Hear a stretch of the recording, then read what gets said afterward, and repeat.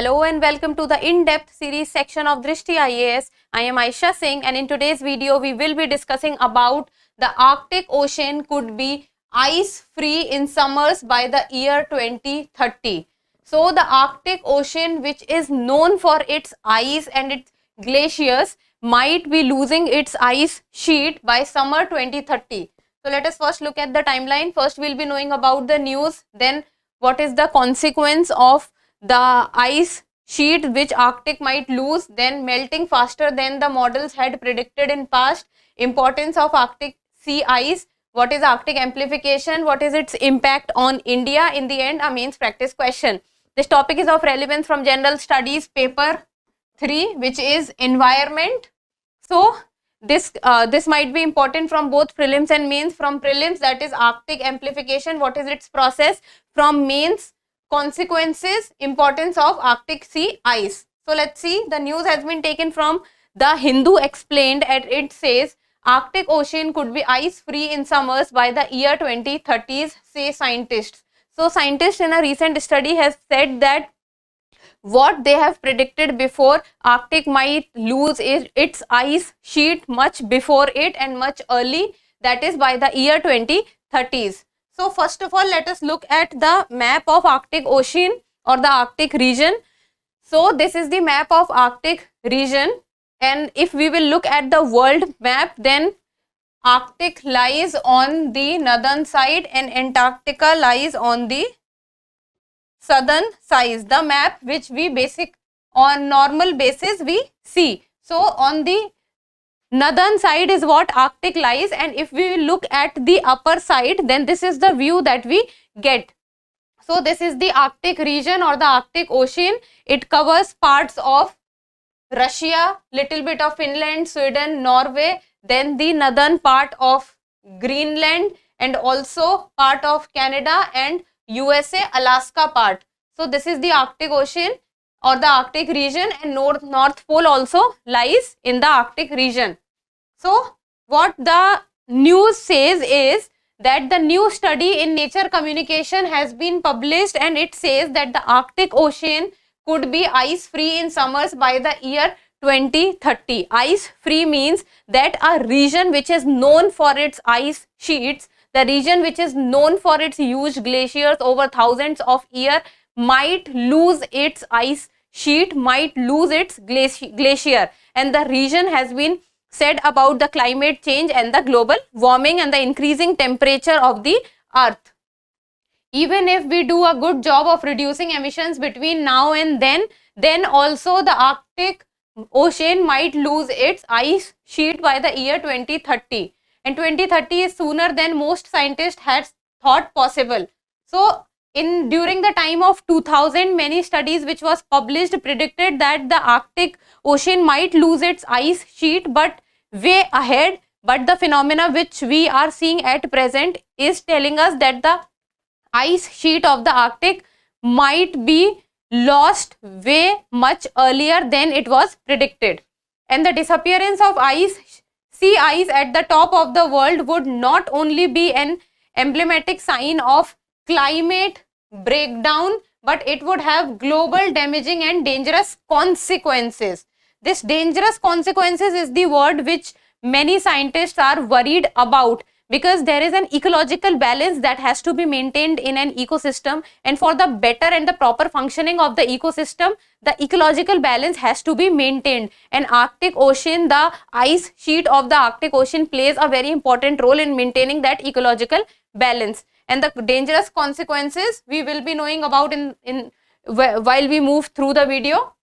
Then first of all, about the findings, what has the Nature Communication study findings tells us is that ice which remains at the end of summer is called multi-year sea ice. So at the end of summers, the ice which remains is called multi-year sea ice, and this is considerably thicker than its seasonal counterpart, thicker compared to its seasonal counterpart. So what the ice which remains at the end of summer, which is called multi-year sea ice, is comparatively thicker than its counterpart. And over the past 40 years, this multi multi-year sea ice. Multi-year sea ice is what? Which remains at the end of summer. So over the last 40 years, this multi-year sea ice has shrunk from around 7 million square kilometer to 4 million. So the reducing effect has been on a very large extent, that is from 7 million square kilometer to 4 million.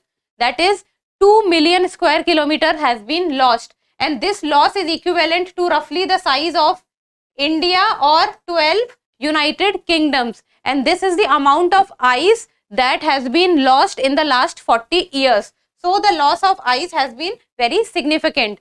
So what would be the consequences of the ice sheet that we have lost in so many years? Arctic Ocean might first become ice free in summer, sometimes called a blue ocean event. So whenever we talk about the blue ocean event, and whenever you hear the word blue ocean event, even if you do not know anything, then look for the word Arctic Ocean or Arctic ice sheet, because these are kind of the terms that might be asked in the exam, and it has been asked many a times in the previous year questions. So blue ocean event means that the losing of ice sheet from the Arctic. So Arctic might first become ice free in summer, sometimes called a blue ocean event. So when Arctic loses its ice sheet, that is what is called a blue ocean event, and it is defined as when the sea ice area drops below 1 million square kilometers, and we have already reached from 7 million square kilometer to 4 million square kilometer, and if the area goes below 1 million square kilometer, then we might reach a stage where we have to say that that stage is blue ocean event stage. So, and the open water at the North Pole for the first time in thousands of years. As I've told you in the starting of the video, this is the location of Arctic region and the Arctic Ocean, and then we have the North Pole in it, which is majorly frozen, or you can say almost completely frozen, and over thousands of years it has been seen that the North Pole, the frozen ice sheet is there. Then in thousands of years there might reach a time when for the first time open water at the North Pole for the first time in thousands of years. Open water means that the frozen water might lose its identity and liquid water might be there. Then melting faster than the models predicted. So the models have predicted a loss of about 2.5% per decade, while the observations were close to 8%. So what has been predicted in the last so many years is way less than what the loss is going on. So it was predicted that per decade the loss would be 2.5%, but now the loss is around 8%. And then the latest IPCC climate science report, which was published in the year 2021, tells us a similar conclusion about the timing of an ice-free Arctic Ocean. So even the IPCC climate science report also is proving that the timing of an ice-free Arctic Ocean might reach earlier than it was predicted. And during the time of 2000, an assessment of early generation of climate models found they generally under-predicted the loss of an ice sea. Under-predicted. It means the result or the speed with which the loss of sea ice is happening, the prediction was way lower than what is happening at present. It means the under prediction was done. What was predicted has now been breached. So this was about the melting faster than the prediction. Now few of the things about what is the importance of Arctic sea ice in day-to-day life. First and foremost is the climate influence. And then second would be, we can talk about that maintaining of the ecological balance of the ecosystem. So the climate influence plays a crucial role in influencing global climate patterns, and especially it reflects sunlight, helping to maintain the Earth's energy balance and cool polar regions. Because if the reflection of sunlight will not take place on regular basis and at the intensity which is taking place, then the cool polar regions might lose its relevance, and also the animals which are part, or the flora and fauna which is a part of the polar regions, they might also not be able to survive. Then biodiversity and indigenous communities. Then changes in sea ice impact biodiversity, particularly mammals like polar bears and walruses. Because if the sea ice would melt, then the temperature of that region would go up. But the flora and fauna that is prevalent in those regions are very much has adapted to the conditions which is prevalent there. And if the temperature would keep on increasing because of the climate change or because of the global warming, then the flora and fauna are at the utmost danger. Then the indigenous Arctic populations reliant on sea ice for hunting, breeding and migration are affected, because the indigenous populations are majorly adapted to where they are residing since so many years, because the body of a person adapts itself according to the situations. So if the situation or the temperature would change, then the adaptation of the human body or the indigenous communities also have to take place, and that is not a very easy process. Now let's talk about Arctic amplification. So Arctic amplification refers to the phenomena where changes in surface air temperature and net radiation balance produce large effects at the poles, specifically in the Arctic region.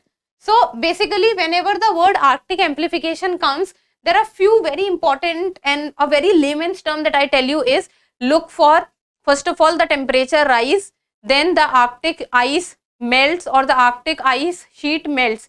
In general, it refers to the melting of the sea of the Arctic. Then it is the result of global warming caused by anthropogenic forces or human activities since pre-industrial times, leading to 1.1 degree Celsius increase in the Earth's average temperature. And this 1.1 degree Celsius has reached to 1.5 degree Celsius and also to 2 degrees Celsius. And now our aim is that if we can reduce it to 1.5 degrees Celsius, that would be good enough. Now, what would be the impact on India? First and foremost, the extreme rainfall events or the extreme weather events that we are suffering already. Then this would be one of the most prominent impact on the world and also on India. Then warming of Arabian Sea, rise in sea level along Indian coast. This is also one of the important points and one of the problems that the world is suffering, and we have seen that many countries are also shifting their capital from one place to another place because of the global warming and the climate change, that the sea level rise is taking place, and the small and the vulnerable and especially the island nations are not able to cope up with it and they are getting submerged. Then according to the State of Global Climate 2021 report, sea level along the Indian coast is rising faster than the global average rate. So these are the kind of points that you need to focus on, because these are the points that you can write in your mains answer writing practice, because you need to quote the authentic facts, and that comes in the name of reports and other things. So now it's time for the mains practice question, and this is the last thing. This is a PYQ of the year 2021. So you people need to do your answer writing practice, and the question says, how do the melting of Arctic ice and glaciers of the Antarctic differently affect the weather patterns and human activities on the earth? And the command given in this question is explain. So it is between Arctic ice and Antarctic. So you have to talk about that, what is the difference. So try to solve it, because these are the kind of questions that are being asked in the exams nowadays. And that's all for today. Thank you so much for watching. Till we meet next time, keep reading and keep writing.